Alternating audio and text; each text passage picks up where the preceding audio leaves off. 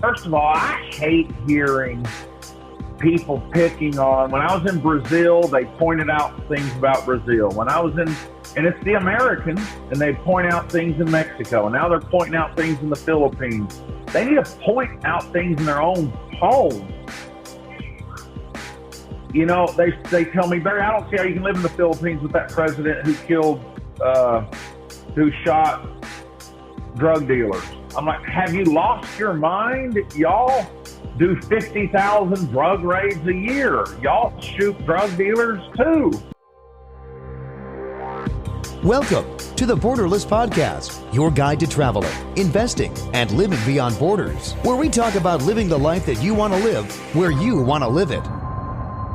What's up, everybody? Thanks for joining me for another Borderless Podcast. Today I'm talking to Barry Cooper from Never Get Busted, and I think you're going to find his story very interesting. He was formerly a police officer in the United States, big with the drug war, and somewhere along the line he had a complete change of heart, and he was basically a whistleblower on the drug war, and this caused him to have to leave the United States because the powers that be were not very happy with what he was talking about. So he had to escape and has gone all around the world. And we talk about that. We talk about his life in Venezuela, Mexico, and now the Philippines, and how he likes living there. We also talk a little bit about the drug war, drugs itself, how to treat addiction, what he's found to be effective as far as that goes. And then finally, I wanted to talk with him about his new business, which gets residency for people in Paraguay. He's got a new business, and if you are thinking about getting a second residency, then this is a good one to consider. So it's a little bit longer than normal, and please, stick with it. I think that you'll find it very interesting. I really enjoyed it. So I want to remind everybody to please go to the website, borderlessblog.com. If you could sign up for the mailing list there, then you'll get updates. Also, obviously, on all the social media channels, Facebook, Telegram, Twitter. So if you'd like to look for Borderless there, then you can keep in touch because you never know where things are going to go. So please look me up there, and I hope you enjoy it. And here's the interview. Borderless. Okay, everybody, welcome to another Borderless Podcast. I am James Guzman, your host, and today I'm very happy to have Barry Cooper on with me today. I've been following his work for a while. He's got a really crazy story and fits right in with Borderless, and I'm really glad to talk to him today. So, Barry, thanks for coming on today. My pleasure, James. Awesome. So you are out in the Philippines right now, right? Yeah, man, I'm in Asia. I'm 8,500 miles from the U.S. Yeah. In the Philippine Islands. Fortunately, this is the only Asian country that everybody speaks English. They even in their schools here, they teach in English. So that makes it nice. Yeah. And I'm married to a Filipino. Oh yeah, that helps. Yeah, it looks like you already got a family down there, and looks like you guys are having a good time. So, yeah, man, I'm surrounded by love. I had a fourth chance in life, and I'm grateful for my position now because my life hadn't been easy, but here lately it's been paying off. It's been nice. All right. Well, let's get started by letting people know. If people don't know, if they haven't heard your story, maybe, tell them how you got to, do your website, Never Get Busted, and all that. I even think you're doing a Netflix show about your story, aren't you? Man, it's too long of an introduction. I usually just tell them to Google me. Yeah. When I signed the deal, well, now Netflix doesn't have it exactly yet. It could be Netflix, HBO, or Amazon. I think they're targeting Netflix. But when the producers bought my life story rights, they flew me to Australia and filmed, 12 terabytes of footage. And I had originally signed the contract for a documentary, and they stopped after the second day of filming and said, look, we can't do the documentary. We've got to do a series because there's so much. And I'm like, hell yeah, not a problem. It started out, I think, a 4-part series. Now it's 5 or 6-part series. Who knows what it's going to be at the end. But yeah, introductions take a long time. Basically, I was one of the top drug agents in the United States back in the 90s during the crack wars. And I was actually considered one of the best agents in the U.S.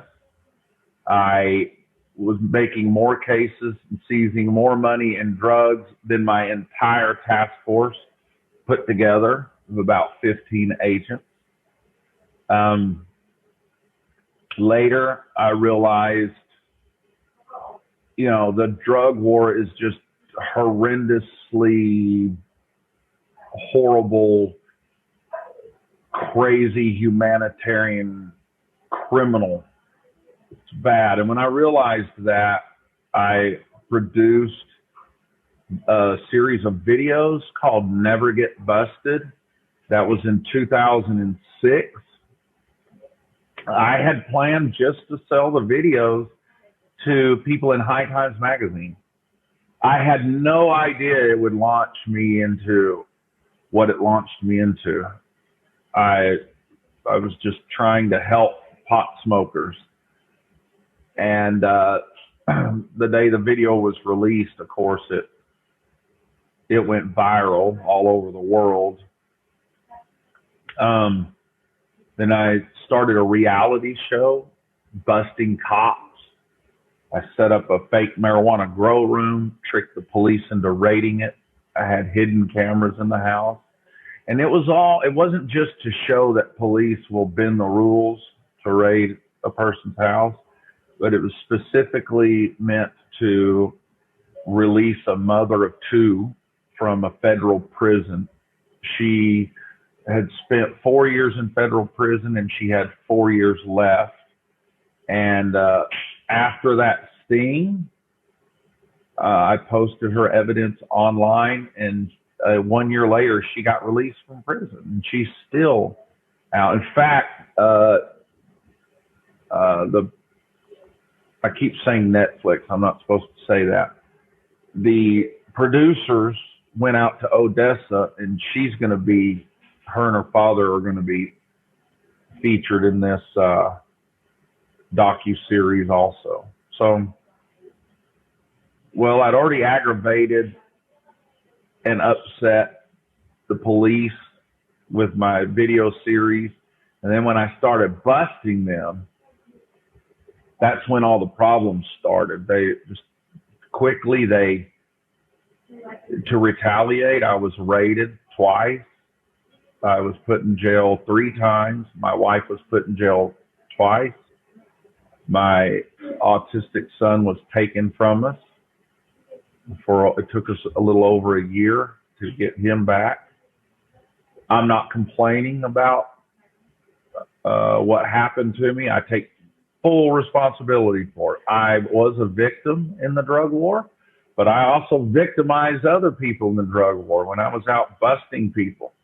So it's just my karma coming back to me, but it came back to me in a really, really hard way.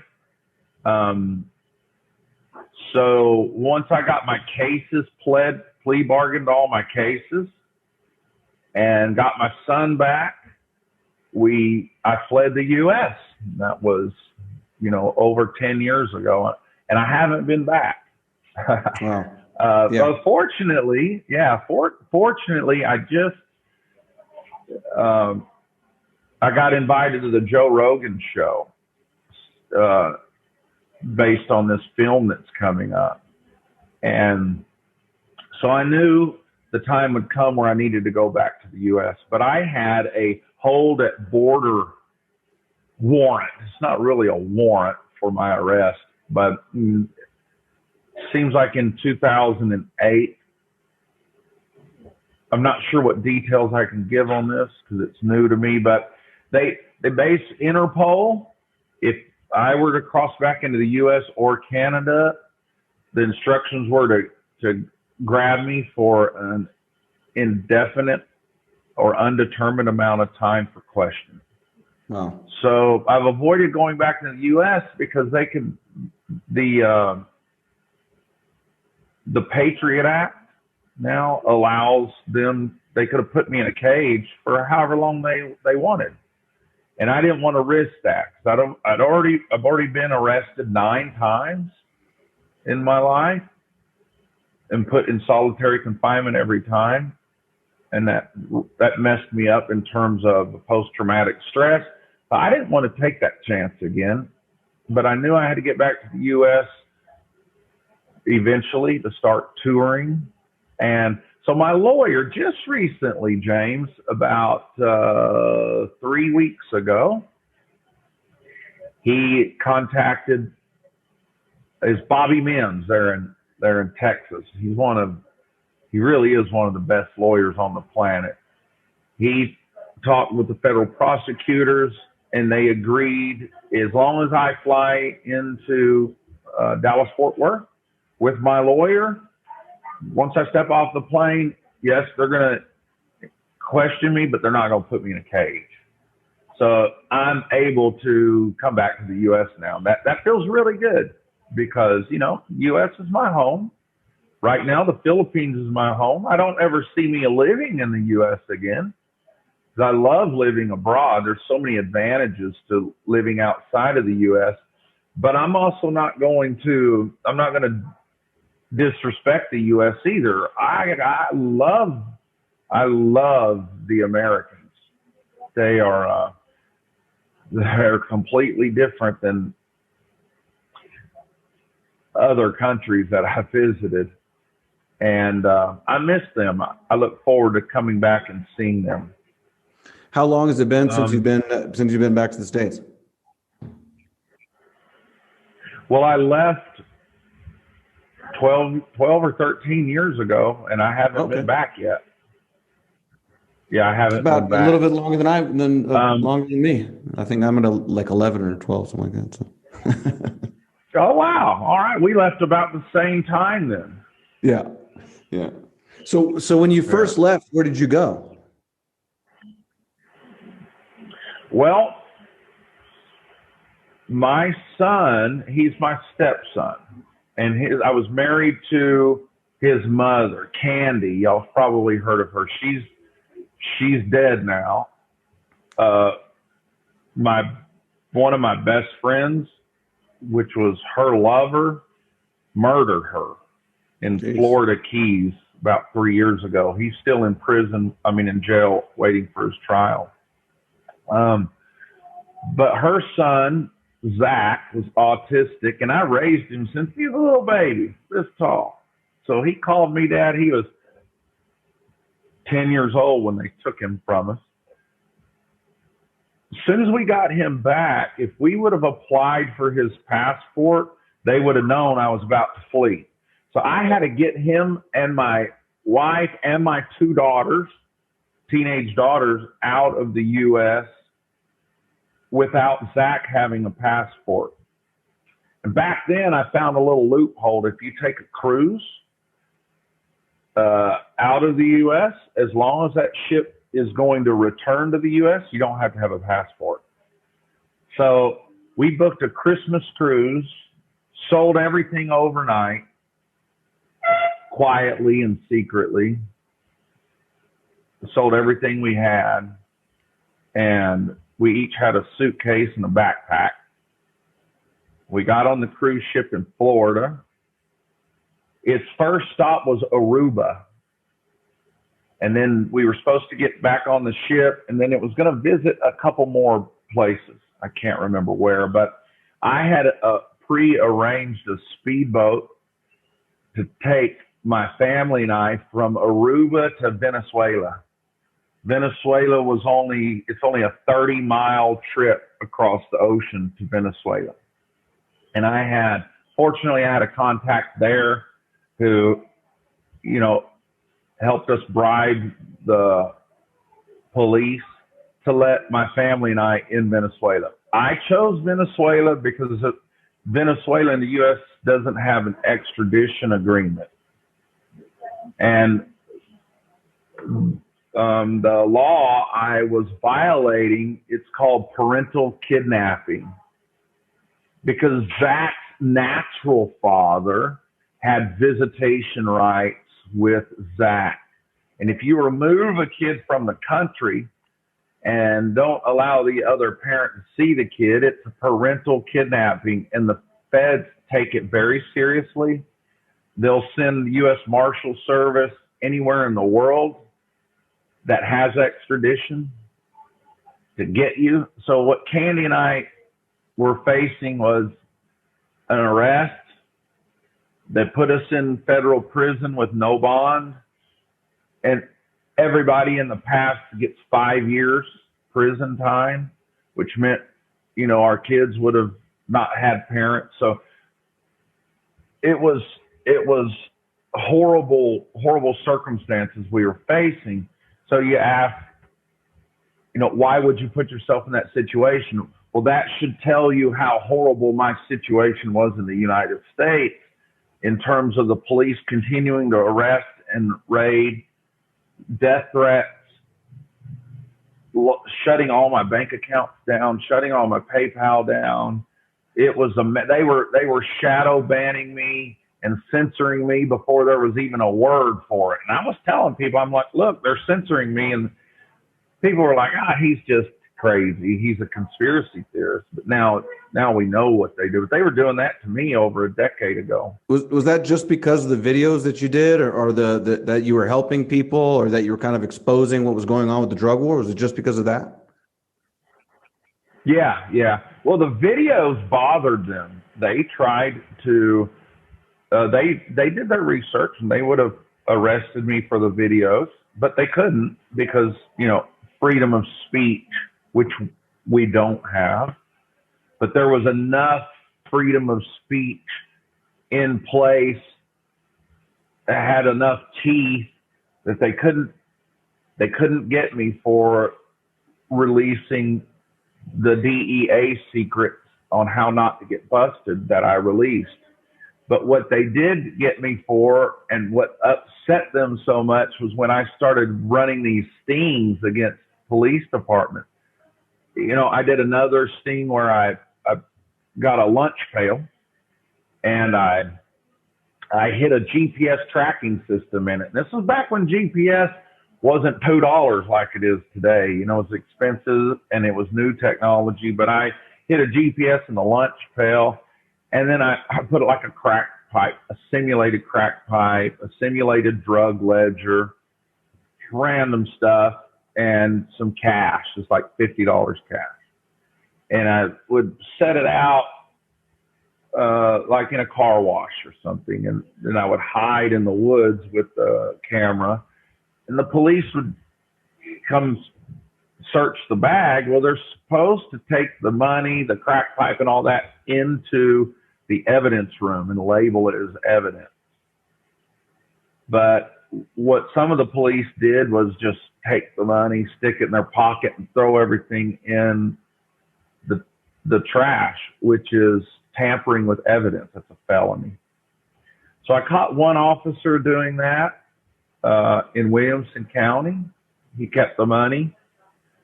I posted the sting, and 5 days later they raided me and took my kid. Wow. And it's only these are all misdemeanors now. I think I'm the only one in Texas that's ever been raided for a misdemeanor. Yeah. So as long as I don't, the way I understand it, it's a gentleman's agreement. As long as I don't bust cops anymore, I'm welcome back into the U.S. I can talk all the shit I want. I can oppose the drug war, but I can't get out in the field and do that anymore. They call it auditing now. Well, I did it back when they didn't even have a name for it, busting cops. Nobody had ever done anything like that before, and I was on my own. It wasn't celebrated back then either. I mean, I caught it from activists, police, everybody. They're like, "What the hell are you doing? What's wrong with you?" I think I was just a little ahead of the curve because of my law enforcement experience. So, yeah, so we stayed in Venezuela. We got in there, and I stayed there for 8 months. Hardest place I ever lived in my life, but it was, for me, it was much better than the U.S. It took a bigger toll on my family than what I realized, because I was having fun in Venezuela. I loved it. There were no police up my ass. I didn't have to worry about my door being kicked in every night. It was on a beach. I loved it, but I had to leave there because I knew my street senses told me I got to get out of there or I was going to die. That was back when Cesar Chavez was still alive. And the Venezuelans did not like strangers. They called us strangers, foreigners. We were strangers. The reason they didn't like us is because foreigners had been there before, and, you know, they were actually CIA plants, and they are put in countries to stir up protests and to topple governments, that type of thing. So they didn't like us. I know what it feels like. Well, I can never say I know what a black man goes through or a Mexican goes through in the U.S. I can't say that because I'm white. But I can say that while living in Venezuela, I was the target, and my family was the target of bold, outward racism. I'd walk into a store, one of the, like where you get a beer and toothpaste, just a little quick shop. And I say, yes, ma'am, I'll have some of that toilet paper, please, because they put everything behind the counter. She said, we don't have toilet paper. I said, oh, yes, ma'am, it's right there on the third shelf. See it right there? And she looked back at it. And she said, yeah, just like I said, we don't have toilet paper. That was her way of saying, get out of my store. That happened a lot. Went in to order fish one time, and there's a big display of fish in a restaurant. You could choose which fish you wanted to cook. I said, yeah, I'd have that red snapper right there. And they said, sir, we're out of red snapper. I said, no, and they were very dangerous, man. It was dangerous. Yeah. That was back in my really wild days when I fought all my life, so fights didn't bother me. I got into a few fights there. Pretty bad one once. But I knew I couldn't that couldn't sustain. I couldn't stay safe for that long. Every stranger there has a story about being robbed. And when I first got there, up until I left, I'd be on the beach and another foreigner would come up to me and say, have you been robbed yet? And I go, no. And they go, well, you're going to get robbed. I would say, you sound like you want me to get robbed. I tell you what, you rob me and I'm going to rob you. That's what I told them. They thought I was crazy. My name was Sam. They didn't know I was Barry Cooper. Everybody called me Sam. And it's pretty crazy. Mm-hmm. So I snuck my family. This is like a miracle, right? We got ready to leave. We were going to cross over into Brazil. Venezuela and Brazil border each other. Brazil has really nice immigration laws. If you can make it to the border, they'll give you asylum. Well, I had planned like my getaway from the U.S. to Aruba to Venezuela. I had some help going from Aruba to Venezuela. Well, I had some help at the border of Brazil. I was going to take my family. It was a 3-day trip up the Amazon River, and we were going to live in a community of about 600 people. No electricity, nothing. But there was no way I could be found because Brazil had an extradition agreement with the U.S. So Zach's father, all he had to do was pick up the phone and call the feds and say, Barry Cooper took my son, and there would be a warrant out for my arrest. And although I was I had political asylum, that doesn't keep them from extraditing me for a crime like that. So I had to hide in Brazil. But 2 days, James, 2 days before we left, I got an email from a guy in Brazil. And he said, I have an ayahuasca retreat center. We got raided here in Brazil. Do you do foreign cases? And, because that's what I do. That's what I've done for a living for the last 13 years. I'm an expert witness. So people hire me to go over their drug case. I read the evidence that they've got, and I give my report to their lawyer. I get a lot of people out of a jam that way. So he asked, do you do foreign cases? Because I'm in Brazil and we got raided. I need your help. He said, and if you'll do this, I'll let you come to my retreat during one of our sessions and you can do ayahuasca. And I'm like, holy shit, is this? I thought it was the feds setting me up. I thought somehow they learned I was going to be leaving Venezuela and going to Brazil. And here's somebody in Brazil offering me this deal in Brazil. So it just seemed like a trap to me. But I answered the letter and it wasn't a trap. Instead of having to take my family to the Amazon jungle, I wasn't looking forward to that. Instead, as soon as we got to the border, we had to stay there for 3 days to get our asylum papers. Then we flew to the northern part of Brazil, a multi-million-dollar ayahuasca retreat center for the rich and famous. And we got to live at that center. And that's where I learned the art of taking ayahuasca and helping others through trips. I tripped with the president of HBO. I tripped with Vogue models, other TV personalities. This is when ayahuasca hadn't made mainstream yet, but it woke me up. I saw all these very powerful people coming to the jungle in Brazil to take ayahuasca to help them with their jobs and their personal issues.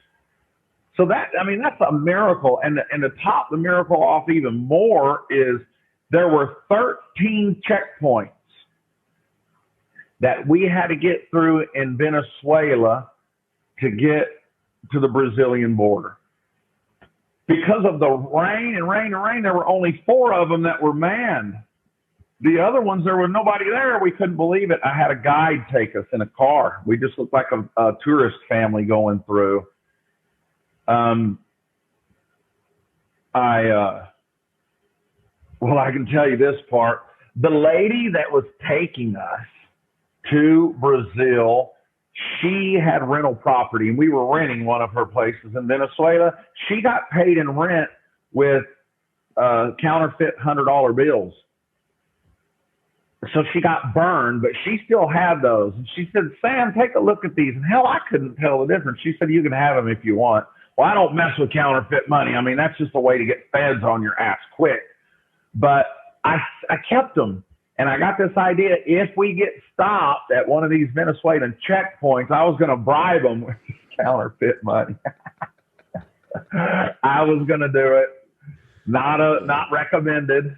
But we got through every single, they'd either wave us through or it would be closed, or they'd interview the driver and just say, where are you going? He'd say Brazil, they'd go, okay. I mean, we got through those checkpoints with no problem, no hiccups. We got to the border, got our asylum papers, and went and lived on the ayahuasca retreat center for about a year. Wow. Pretty awesome experience. Yeah. And so did that change your perspective? I mean, I'm sure everybody always says that changes their perspective. I mean, how did that kind of change your outlook? I mean, how many times did you do ayahuasca? Just all the time? Or what? Over 20. Yeah, over 20 times. And then, of course, I opened an ayahuasca ibogaine center in Mexico. That's when I started, providing ayahuasca trips for people. I've done a lot. I'm really familiar with the ayahuasca and ibogaine. They're two awesome plant medicines. Yeah. Where was that at? Is that still open? Which you started in Mexico? No. Except we do go back from time to time when somebody contacts me and wants, it's usually an addiction, and they want me to treat them with ibogaine. My wife and I, my new wife, she's a registered nurse. She knows how to work with the medicine. She helped me start that retreat, the drug rehab in Puerto Vallarta, Mexico. So we don't have it there now, but we do fly back from time to time, and we'll rent a 5-star hotel and treat a drug addict. I don't advertise it. I'm really expensive. You can get really good treatment other places for a lot less money. I charge a premium fee because it's just them. They don't have to be in a, hospital setting or healing around other people.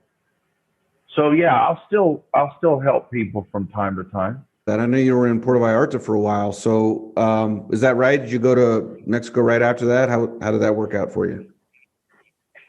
Yeah, that's correct. We moved from Brazil to Mexico, and I was able to go to Mexico because Zach's real father and Candy, the mother, made an agreement in court that we had full custody of Zach, which meant the father couldn't file parental kidnapping on us any longer. And man, that was a relief. Try living 2-3 years running through the jungles of a country that you don't know their language.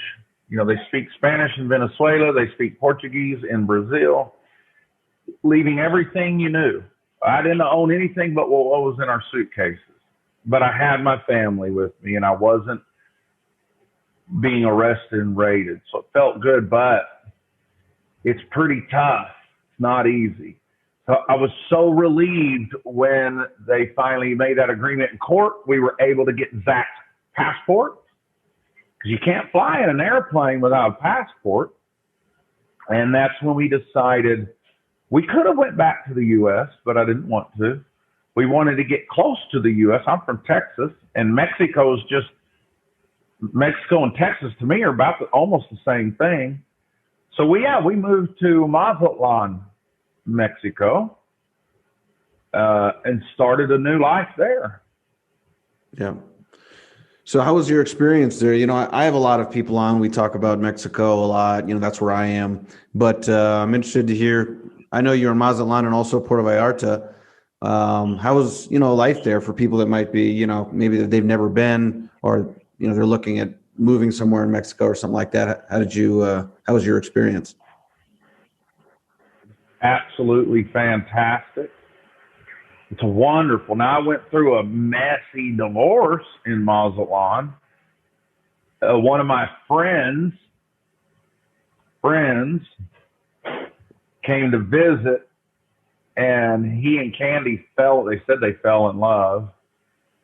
So Candy and Zach and that friend took off to Florida. Wow. The hardest thing ever. It was just a tremendous amount of pain that I had never felt. And I'd been through divorces. This is my 4th marriage. I've been married all my life. I'm 52 years old. I was married 15 years the first time, then 2 years the second time, 11 years the third time. That's Candy, and then now I've been married almost 5 years. But when Candy left with my friend in Florida, that left me in Mazatlan by myself. Later, her and that guy didn't work out. 6 months later, her and that guy didn't work out. He caught her cheating. So they split up, and she went to Texas and shacked up with another great friend of mine who later murdered her, strangled her, and drowned her. And he was a very tragic story. But in terms of living in Mexico, holy hell, man, it's fantastic. What I love about the place is there's not so many rules. I mean, a foreigner, especially a foreigner, an expat, there's only 2 rules in Mexico. Don't sell drugs. Don't do anything violent. Don't go into bars like you're allowed in the U.S. to go into bars and stick your tongue out at people and flip them off and bump them on the shoulder. All that shit that the Americans do because they're protected by laws. If you punch one of them in the nose, you go to jail. So these men in the U.S. are running around just taunting everybody, right? You can't do that in Mexico. You do that in Mexico, you're going to get checked. So the level of respect there is wonderful. I can go into a club or a bar or restaurant and everybody's nice. They're respectful. And you can't sell drugs. You can do all the drugs you want. You just can't sell them. 2 months before me and I left Mexico to come to Philippines, we, on accident, saw 5 people, one after another, get murdered. Oh, shit. Because they wouldn't quit selling drugs. It's a place I had bought weed from. You can only buy drugs that are sponsored by the cartels. The cartels there are like the government, the city government. So I know when people hear cartel, they picture a Mexican with a machine gun and a face mask cutting people's heads off. Okay, that happens, but that happens among other factions. They usually don't do that to tourists. And there was a house next to ours selling weed that wasn't cartel weed. And it's cartel, it's sponsored because they put a same sticker on it. No matter whether you're buying cocaine or methamphetamine or marijuana, in Puerto Vallarta, it comes with a little sticker. And if the police pull you over, and as long as your drug is stickered, you can go on home. And once you get to your house, there's no such thing as a raid, man. That's one thing I loved. I could get all the drugs, everybody I wanted over my house. We locked the doors, and we could anything we wanted to do, play music as loud as we want, and police just do not raid homes in Mexico. In Mexico, your home is your castle. It really is your castle. Now, there are some raids on other cartel houses and stuff, but they do not raid like the Americans. The Americans are raiding 300 people a day in SWAT raids, over 50,000 raids a year. It's insane. So it feels good to not have that. I'm glad you mentioned that because that's something that I mention to people to also, and you would be somebody that knows about that, about the police kicking in doors, the SWAT shooting dogs, all the shit they do in the States. They don't do that here in Mexico. They can't. It's really, people might not believe it, but they have better property rights in Mexico. Even from a health standpoint, they can see you having a heart attack and they cannot kick in the door to help you. Like nobody can kick in the door. You have to open the door and let people in. So that's what happens in Mexico. I love that too. Yeah. I love that too. Mm-hmm. I'll tell you, I'll give you an example. Me and I were out on our balcony, and across the street, there's another condo with a balcony, and it's an American lady and an American man, and they were alcoholics. And they fought like wild animals consistently. And apparently somebody who didn't know, probably another foreigner, called the police. Oh my God, they're fighting on the balcony. I watched the police drive up. The gate was locked, so they wouldn't even go in the gate. I mean, these people were in a pushing, slapping fight, broken beer bottles, screaming at each other. The police looked up and hollered, will you let me in? They said, no. Police said, okay, and left. And I like that.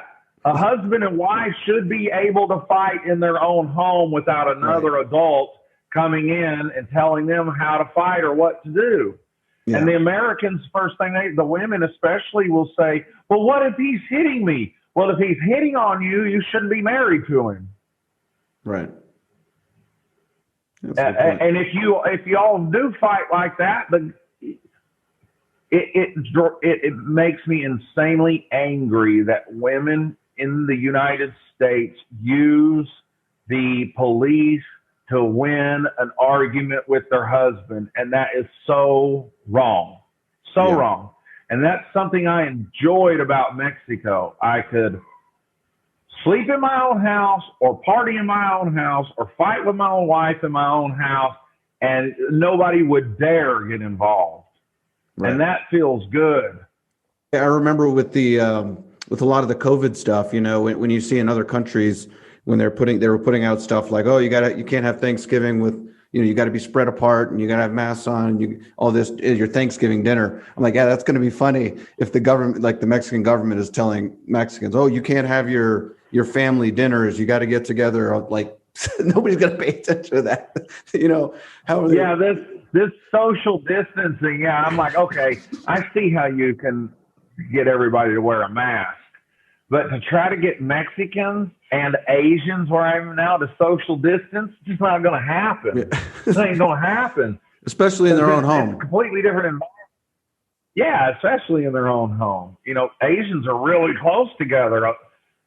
15 of them will live in the same house and beautifully and get along. Right. Yeah. All right. So then after that, you went to the Philippines. So, you know, how's that been for you? You know, right now, obviously it's been a pretty crazy year and a half, 2 years. So what's been going on there? What's that been like living there? Well, I've been here, I think, a little over 3 years. Philippines. Yeah. I love it.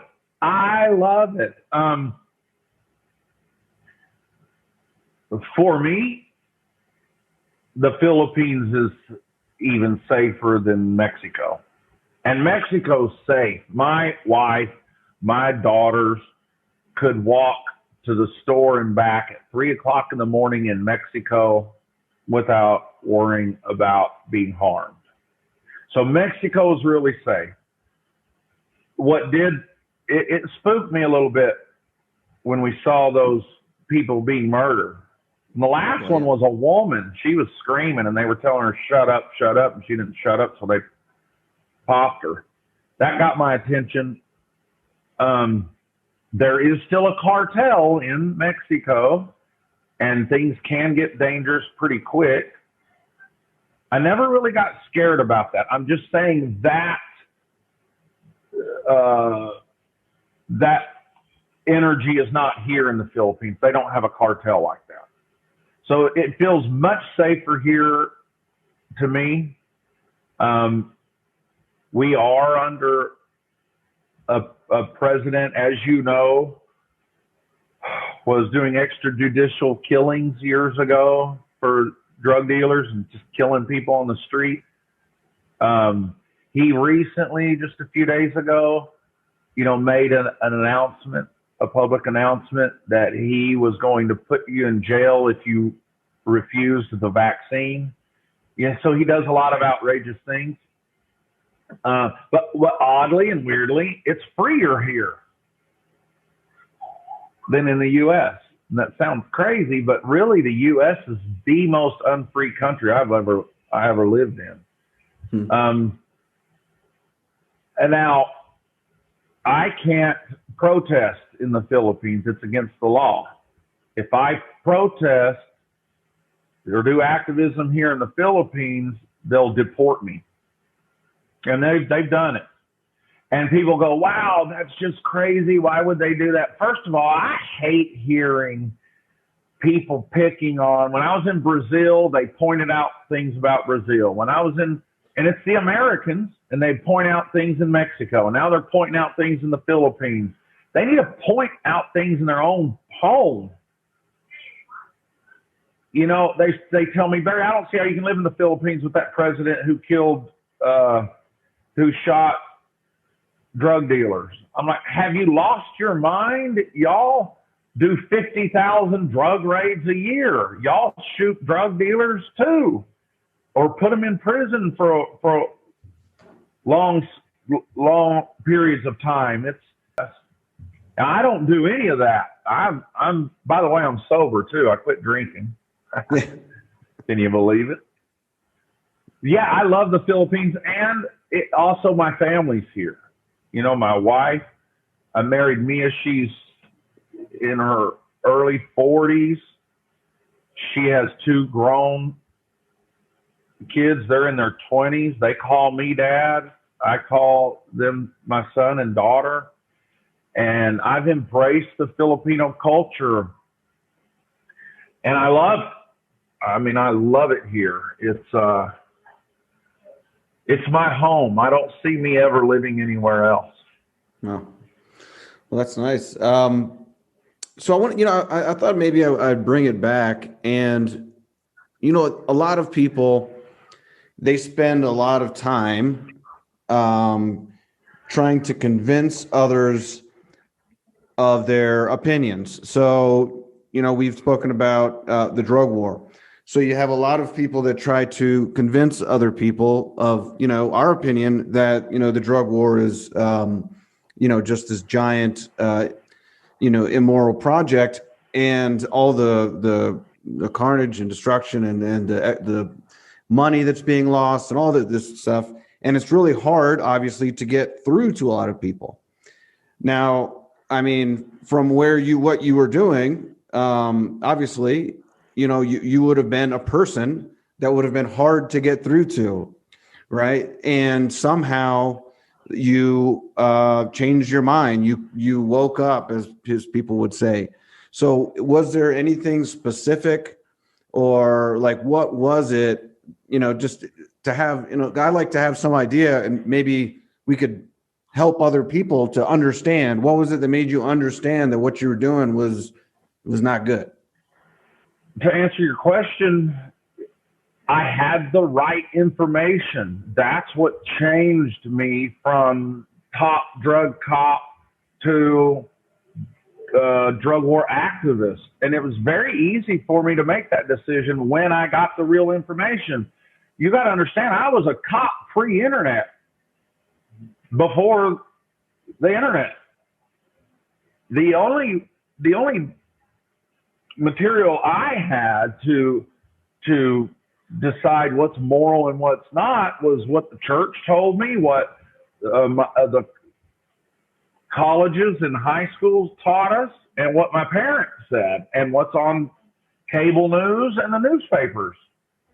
So that's all we had. And I had grown up my whole life believing drugs were evil and bad, and anybody that used them were evil and bad and deserved to be in jail.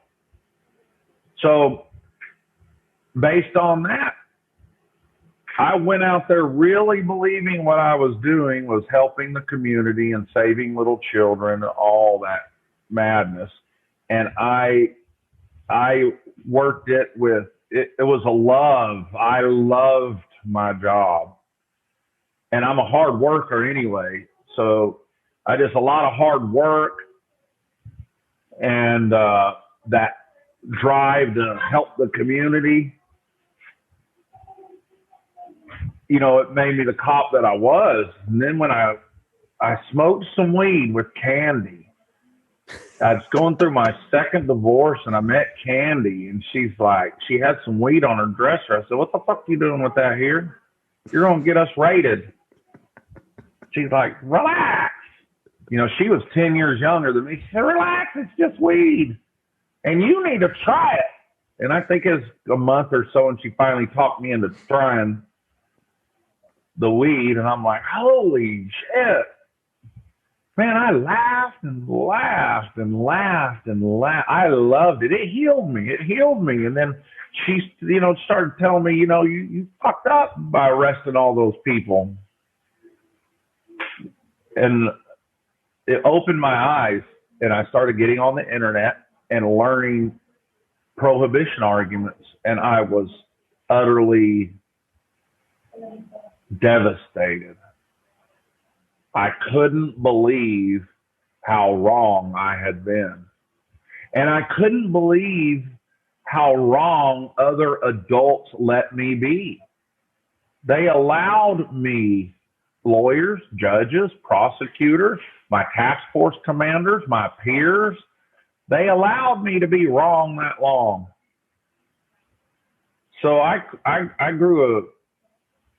didn't trust anything. I still don't unless I research it myself. And I recommend everybody do that. Yeah.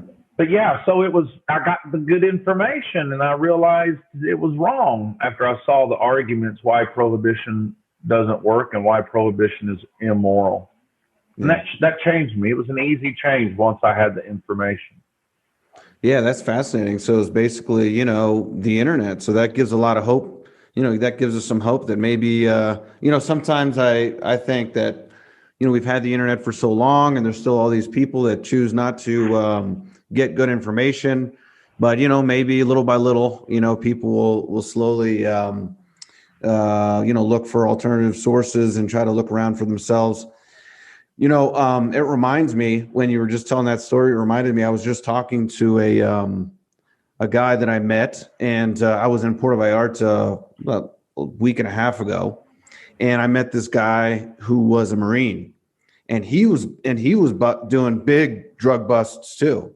I forget what he told me what exactly he was doing, but anyways, it was something that was specialized in that, and he started going out with a stripper, and that stripper got him to try weed, and then she was telling him, what you're doing is wrong, and blah blah blah. And then he got out and he married her, and he's still married to her. But it sounds very similar to your story. Wow. That's what happened to him. Man, I've always said every police officer, before they get their license, and every lawyer before they get licensed, should have to spend 3 days in jail, trip mushrooms at least once, and smoke weed at least 2 or 3 times, and then give them their license. We wouldn't have the madness you have now. Something about psychedelic drugs will tame the monster inside of a person. And I don't know how it does it.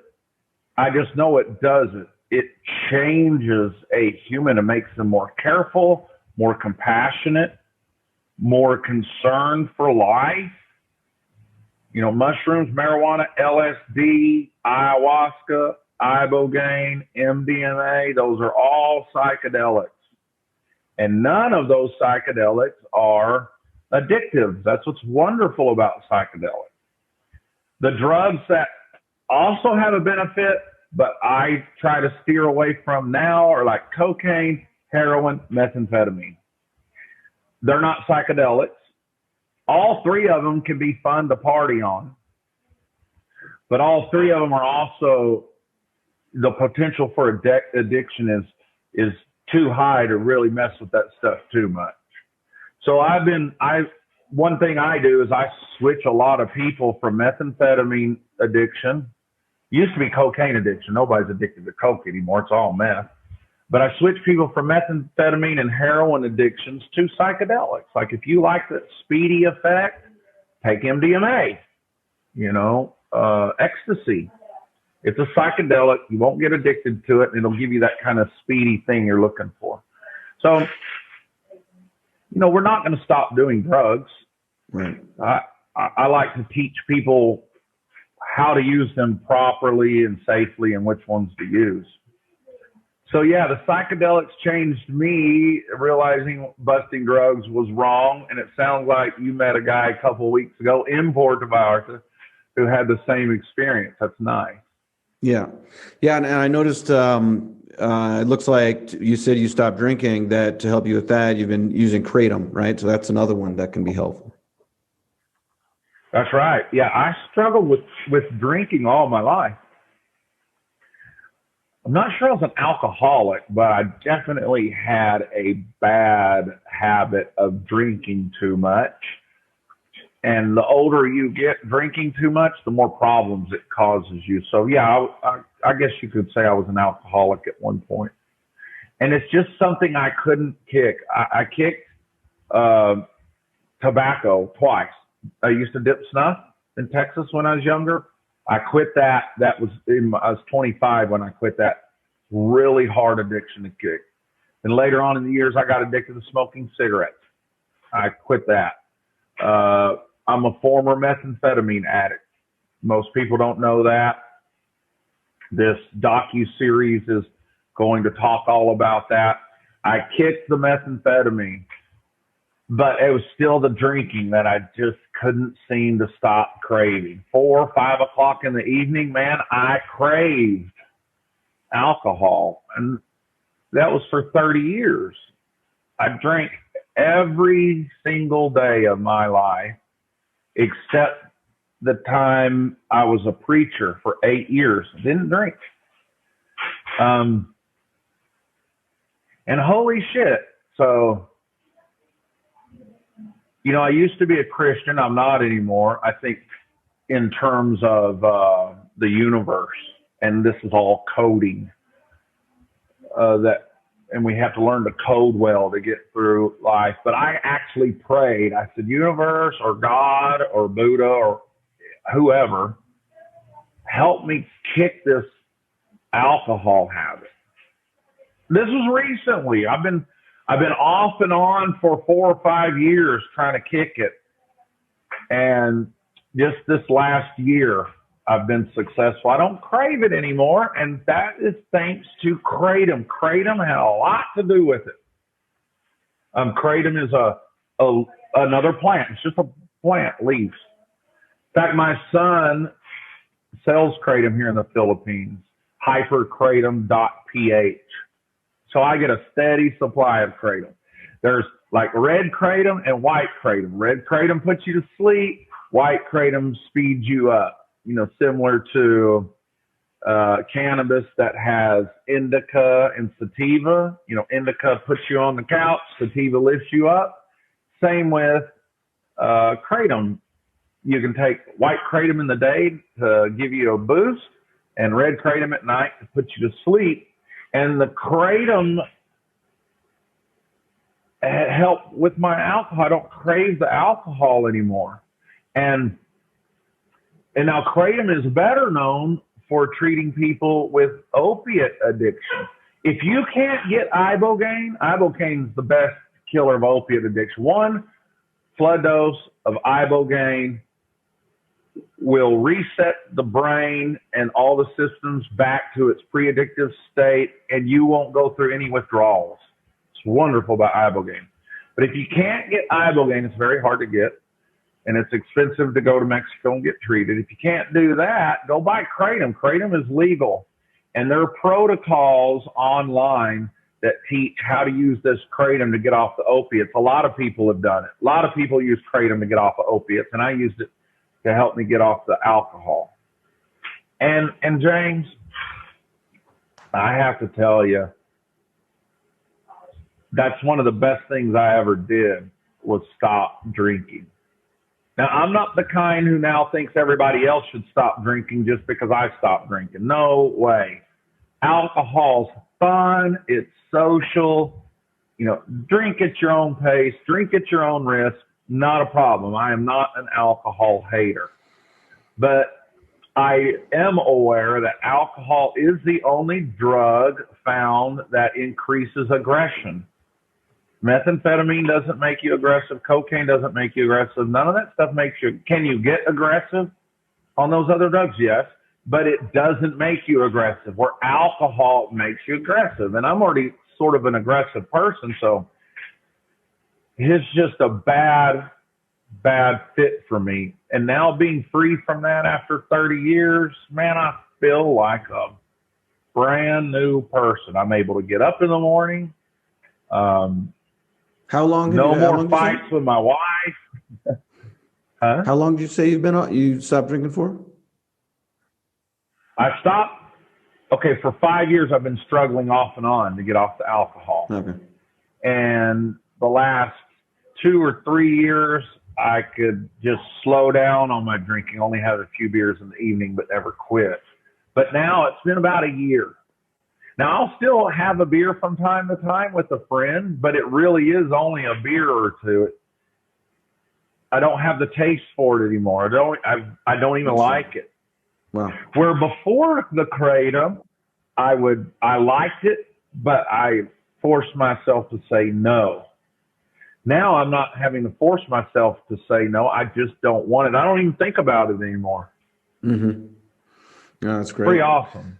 Yeah. So I do want to get to your the new business. When I first contacted you, I saw that you had launched a new business called Fast Residency, and it looks like you set something up for Paraguay right now, and you can help people get residency in Paraguay. So maybe if you want to talk a little about that, and why would somebody want to get residency in Paraguay? Yeah. Well, traveling all over out of the U.S., sometimes being an illegal alien, what they call. And I was illegal in Mexico for a while. Or a refugee. Definitely illegal in Venezuela. Political prisoner or political refugee, I guess. Yeah, the only place that I lived completely legal in terms of my immigration status was Brazil, because I had that refugee status. But in Mexico, I would let I went in on a tourist visa, and you're supposed to leave Mexico and come back, I think, every 6 months. Well, I wouldn't do that. Yeah, I just stayed in Mexico. Yeah. So, well, I've got a friend, actually, they deported for that, a white guy. Really? Usually nobody cares. Yeah. Yeah, they got him off of a bus, man, and they deported his ass. So I didn't believe it ever happened either in Mexico, but it did to him. But recently? About 4 years ago. Oh, okay. Yeah, it was when I was living in Puerto Vallarta. He was traveling from Mexico City to Guadalajara to visit my daughter and her husband. They lived in Guadalajara. And immigration stopped the bus, and he didn't have his visa up to date. They pulled him off the bus, took him back to Mexico City. He sat in a cage there a couple of days, and then they flew him back to the U.S., deported him. It's crazy. Yeah. But yeah, so anyway, I know how important it is to be legal, right? It's really nice. I'm legal here in Philippines, of course. In fact, I'm almost got my residency, and I'm married, and driver's license, all that. I finally got all my stuff legal, which is quite an achievement for me. But so I'm here in the Philippines, and I love parrots. I love birds. I've got pigeons, parrots, a lovebird. I'm looking for a giant chicken now, which is about a 3 foot tall chicken. They're native here, and I'm going to buy one of those. But I collect birds. I love them. And I don't keep them in cages. And my parrot would fly away into the jungle. And I'd always get him back a couple days later. Either the Filipinos would find him for me, or he would fly back home. But one time he came back home, man, he couldn't even stay awake. So I got really concerned. I got online. I found an online veterinarian, and he started telling me what to do to help my bird. And he and I became friends. He's an American veterinarian, but he married a lady from Paraguay. And he had heard of my Never Get Busted work in the past, and he and I hit it off really well. And he said, man, my wife and her two partners have been providing residencies in Paraguay to Germans for the last 10 years. And they've processed over 1,000 applications, and only one, they couldn't get him the residency, and that's because he sent them like a fraudulent birth certificate or something like that. I'm like, holy shit, man, that's nice. And he asked me, well, do you want to, you know, make this available to your fan base? We can do the same for the Americans and the Canadians and the Filipinos that we're doing for the Germans. I'm like, hell yeah, I have a few things that there it must be legitimate. I don't want to be a part of anything that's faking documents or faking passports. I never faked passports. I never faked any of my documents ever, because I know you get in trouble for that kind of stuff. It's one thing I did. There was a lady that got arrested. I remember there was a lady, Bettina, who got arrested there, like that TDV was sending people. They had about 10 years ago, and it was a pretty big deal down in Paraguay. Yeah. Well, that was a scam. Yeah. There's a Canadian that owns a website, and he has a convention every year in Acapulco, a volunteerist convention. And he was selling these residencies, but he was charging, $20,000, $40,000, $50,000 for them. And they were doing it under the table with sneaky shit. And he ripped off a lot of people. A lot of people paid a lot of money, never got their residencies. So I told Mike, my veterinarian friend, I said, it has to be legit. You can go online and Google search Barry Cooper. You won't find anybody that tells you I fucked them over, because I don't. And he promised me that all this was legit. So I met his partners, and they do. They have their own office. They own their own hotel. So if you want a residency in Paraguay, we charge you $5,500. That's it. $5,500. There's 4 steps you go through, and we guarantee your residency. If you don't get it usually takes 3 to 6 months to get your residency. But we ask, in case there's a little bump in the road, if we don't have your residency within 1 year, I give you 100% of that $5,500 back. So it's guaranteed. This is not anything, there's absolutely no ripoff in this at all. And I back that with my name and that money back guarantee.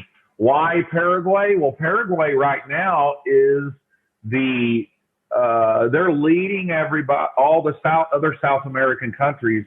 They're leading in construction and such. Like, nobody's wearing a mask there. They don't have the COVID fear, and they have buildings going up like crazy. They're building big resorts, and so it's really attractive to people who want a job and want to leave the U.S. and expat somewhere. And this is a way of doing that for pennies compared to what a residency would normally cost. Okay. And when I'm looking here, it says you can withdraw $5,000. So does that mean it doesn't actually cost that full amount, or is that part of that just a deposit that you can then withdraw? Well, what that is okay, the fee you have to pay us for our work and our service is $5,500. Plus, you get to stay in our hotel free when you come to Paraguay. You get to stay there free as part of the $5,500. But Paraguay has a policy that when you apply for your residency, you must deposit $5,000 into a Paraguay bank account in your name. So when you fly to Paraguay, Mike is going to take you to the bank, open your own bank account. You have to put $5,000 in there. Okay.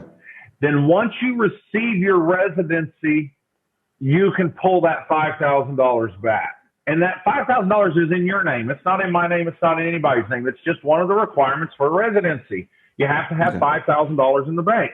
Once you get the residency, you pull that $5,000 out.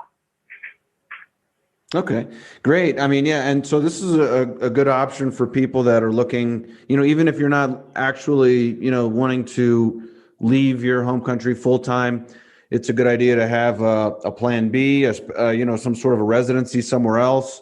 As we could see with the last year and a half, they can just shut down borders and immigration channels very easily. But If you have a residency somewhere, it's going to be very hard for a government to say that you can't enter, right? So, Mexico has been open just because they have one of the few countries that's been open, but that's because they have a very, what you call like a liberal tourist visa program. But I mean, if they were to close that, the only people that could come here would be if you have a residency. And pretty much everywhere in the world, if you wanted to, the only place that you could go was somewhere that you were either a citizen or a residency. In the beginning, they have, opened up things nowadays, but that's how it was in the beginning, just to show you, you never know what could come in the future. And having a residency somewhere else can help also for tax purposes, right? Depending on how your setup is, having a residency overseas can help you if you're an American for the foreign earned income exclusion, things like that. Yeah, well, so, it can only benefit you. It can't hurt you in any way. And a lot of people have a misconception that if you get a residency somewhere else, or if you leave the United States, you have to give up your citizenship in the U.S. No, you don't. I didn't. I'm still a citizen in the U.S. I still have a blue passport. I don't want to give up my citizenship to the U.S. I want to keep that. I want to belong to as many countries legally as I can. So, I'm a resident in the U.S. I'm a resident in the Philippines. And all I got to do is they got my paperwork ready. All I got to do is fly over to Paraguay and get my residency there. And yeah, it's great to have, those bug out locations. Just for the safety, and you got to get out of your home country and explore the world. If you're in your 30s, 40s, and 50s, and you haven't been out of the U.S. yet, you need to put that at the top of your bucket list. Get off your comfortable ass, fly to Mexico, fly to Canada, fly to Asia, fly to Paraguay, but get out somewhere. There are things that I have learned living abroad that has given me an understanding and wisdom that somebody who's never lived abroad can't possibly have. I thought I knew everything there was about the world until I started living among people in other countries. And wow, man, it's like getting a PhD in another part of life that has been closed to us for so long. We were trained in the U.S. United States is number one, and we were to hate all the other foreigners. And they didn't teach us geography very well. And they didn't teach our foreign languages very well in the U.S. schools, even in the universities. And they did that on purpose because they didn't want citizens to learn how other people were living better than them in poor countries. They didn't want us mingling and learning that kind of stuff. They wanted us focused on whatever propaganda, like American approved propaganda is what they give the Americans. But let me tell you, you can learn a lot and enrich your life by expatting abroad. And you can expat for cheaper than you can live in the U.S. Put it this way, if your rent in the U.S. is $1,000 a month and your car payment's $500 a month, if you go to Mexico, like Puerto Vallarta, Mexico, you automatically, that's $1,500 that you don't have to spend because you don't have to rent a place or pay for your car in the U.S.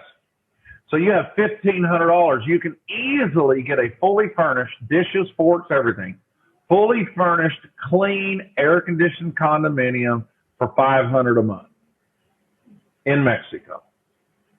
Here in the Philippines, about $300 a month. It's much cheaper. And we're talking classy stuff, probably better than the house you're living in now. Yeah. So for $500, you can rent a very nice place. You still have $1,000, out of the $1,500 that you're not spending in the U.S.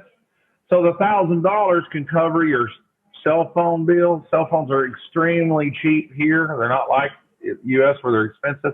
So that $1,000 can cover all your other bills. So when people say they can't afford to live abroad, the only time that's a legitimate argument is if they work in a brick and mortar shop in the U.S. and they have to actually get up in the morning and go punch a time clock. Then, of course, you can't live in Mexico or somewhere else because you got to go to work every day. But if you can earn money online or something like that, in my opinion, it's a little crazy to just stay in the U.S. your whole life. It's a little crazy. Yeah, no, absolutely. That's something I've been preaching on my podcast for a long time. And really the first thing is to get location independent income. And I've brought a lot of different people on to talk about how they were able to do it. But once you have location independent income, yeah, I agree. It's kind of crazy why you would stay, wherever you happen to be. A lot of times, whether it's Canada or in the States or even in the UK right now, or somewhere where you're just locked down and all this. And I understand if you have a job, you're in the middle of a career, you have, family issues or whatever. But I would really try to do that because not just what you said. Obviously, you can have I find my quality of life to be much better, cost of living to be much lower, not even to mention taxes, not to mention insurance costs and various insurance people pay. All these different types of things eat you up. And, if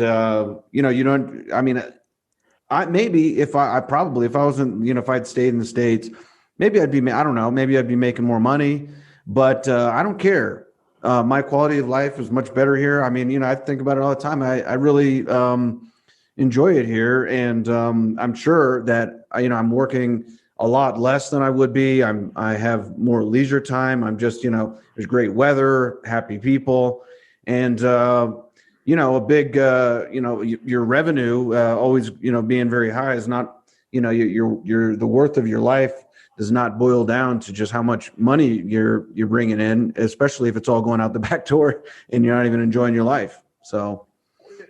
Exactly. In the U.S., whatever I made, whether it was $3,000 a month or $10,000 a month, as soon as I got paid, it was gone to something.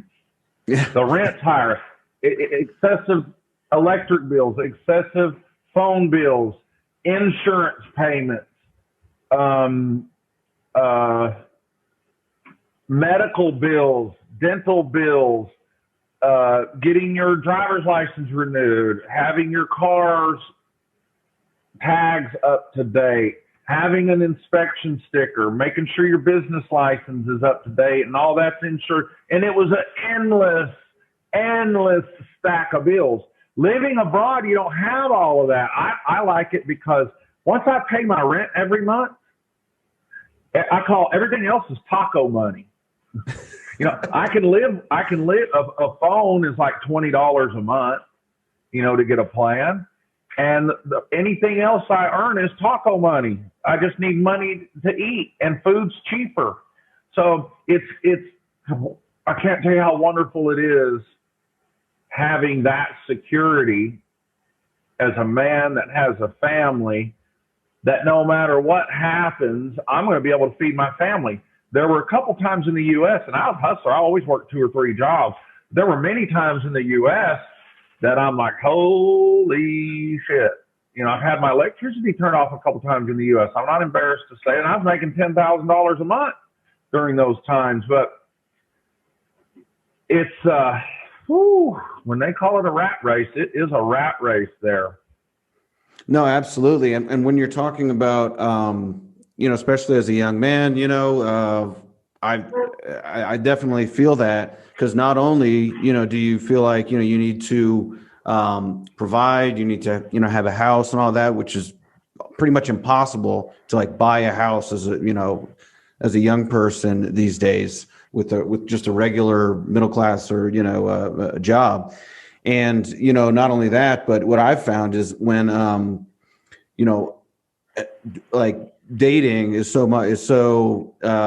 like crazy in the States, that every time that you'd have to take a girl out or something like that, it's like $100. And then, then she would just be like, okay, well, see you later. And so, as a young man, first, you're not making much money. You're probably busting your ass. You're never going buy a house. It's probably going to be impossible to like have the same type of life that your parents did or your grandparents did. So it's very frustrating, and I think that if people feel like that, that it's a lot different than that I've found overseas. So, that's another thing. Oh yeah, man. The dating scene is awesome abroad. For one, there is a huge difference between Mexican women and American women. And there's a huge difference between Asian women and American women. Yeah. I love American women. My mom is an American woman. My daughters are American women. But unfortunately, through generations of poor training, American women are very difficult to get along with. They just are. Yeah. Unfortunately, they've sort of been taught that masculinity is toxic. There's no toxic masculinity. There's no such thing as toxic masculinity. In fact, that's an oxymoron. And people will argue with me, especially the feminists, and they'll say, well, being a bully is toxic.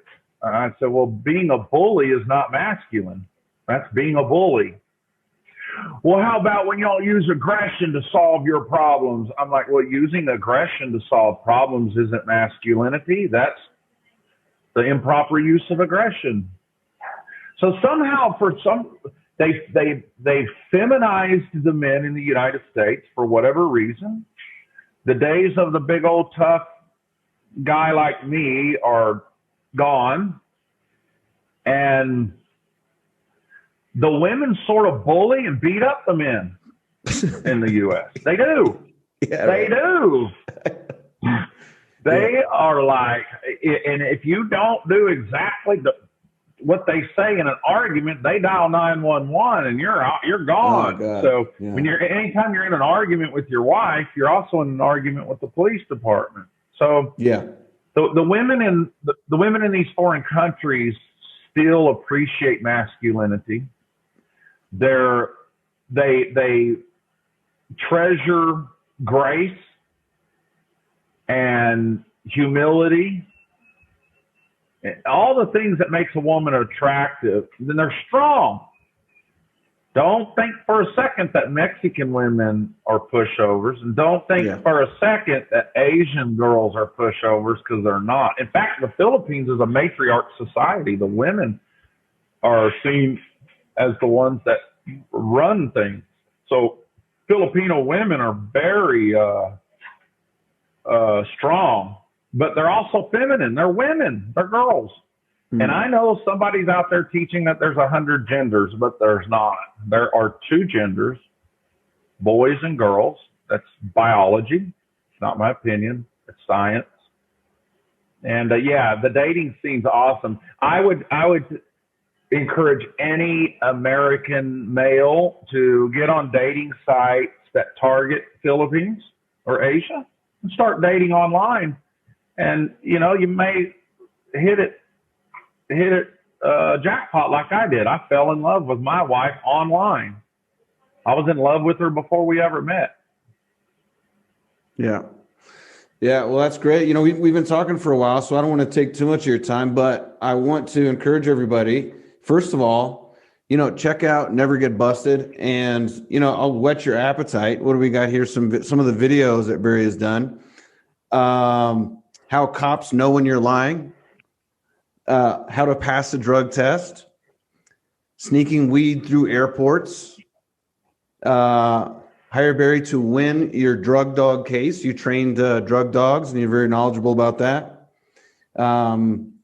All kinds of things on here. Very, a lot of information and also entertaining. And so everybody check out that Never Get Busted and also his great YouTube channel. And as we mentioned, fastresidency.com. That's the one that you're doing the Paraguay residencies at. And if you just please mention that you heard it on this podcast, and it'll also be in my affiliate section on borderlessblog.com. And it's a great option for anybody that wants a plan B, wants another residency for, just a somewhere to bug out or for tax purposes or whatever, this is a good option. And other than that, I mean, thanks for coming on. Barry, I follow your stuff. Also, people should go to Facebook and find Barry. He's pretty active on Facebook. And I found that you're, through all the stuff that you've been through and all that, you're just a very, you're an honest, you're an honest guy. You really lay a lot of your life and stuff out there. And you could tell that you're, that you're not out there, faking it or anything like that. You're a real guy. So I appreciate that. Oh, thanks, man. Thanks. Yeah. And I want your audience to know, I'm going to ask, when you fill out that form, fastresidency.com, you fill out a little form and we'll call you. You get a free consultation with my wife or Mike. They'll answer all your questions and we're going to ask you where you heard of Fast Residency. And if you mention James Guzman or Borderless.com, we're going to give James a nice commission for that, and he deserves it. We want to keep him going. He's doing a really good job. His channel's really slick, a lot of good information. We want to keep that going and help each other. So, yeah, thanks. All right. I appreciate that. Me. Yeah, and I look forward to hearing you. If you do appear on Joe Rogan, that's going to be awesome. I'll definitely listen to that. And also your program, whenever that comes about, we'll let everybody know about that too. Very good. Very good. All right. Thanks, Barry. I'll talk to you later. Yeah, man. Peace. Yeah. Thanks for joining us for the Borderless Podcast, traveling, investing, and living beyond borders.